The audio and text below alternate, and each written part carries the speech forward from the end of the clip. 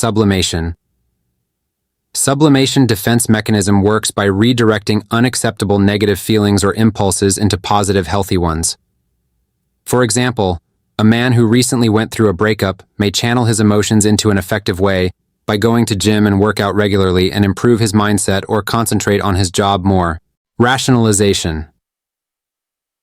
Rationalization is when people come up with logical reasons to justify their unacceptable behaviors or feelings.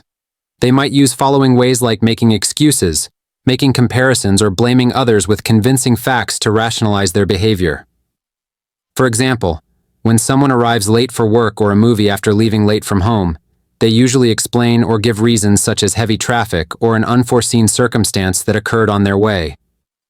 Or, when a student fails an exam, they justify it by claiming that many other students failed since the questions were too hard or not covered in the syllabus.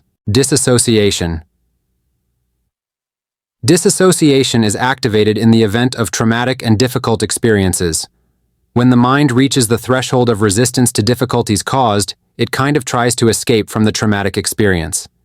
It disconnects from the real world and lives in a reality that is easier for it to accept and understand. For example, when a child sees their parents fighting a lot, it can make them really stressed out. After going through this for a long time, the child might start playing games alone in their room or spending more time outside, just to avoid seeing their parents argue. It's like they're trying to run away from what's happening because it's too much for them to handle. Disassociation is a way for the mind to protect itself from distressing experiences. Repression. Repression is subconsciously blocking ideas or impulses that are undesirable.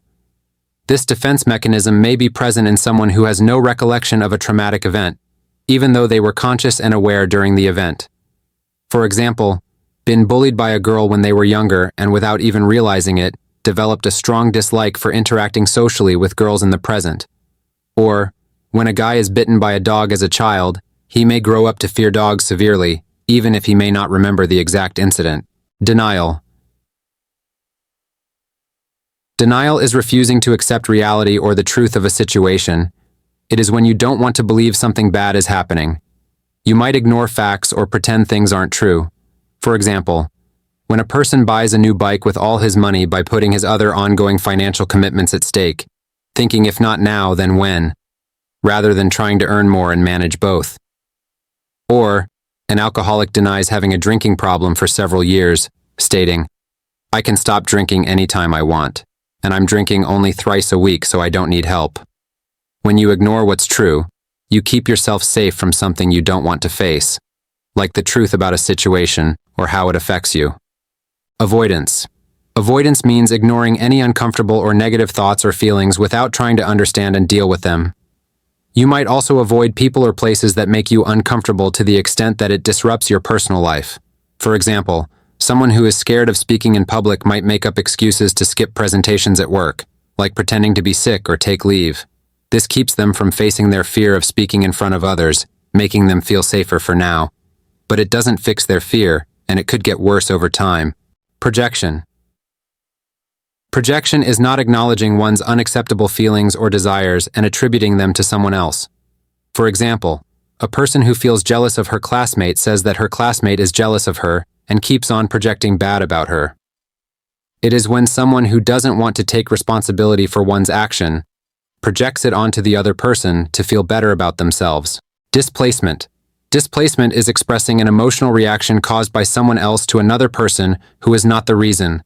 For example, if a client at work yells at the employee, he does not show his anger back there but shouts at home or to loved ones due to the frustration caused at work. When you can't deal with a feeling towards one person, you vent it out to someone else who seems easier to handle. Intellectualization. Intellectualization is focusing on the intellectual part of a situation, like using logic to avoid feeling uncomfortable or anxious. It can help understand negative things happening.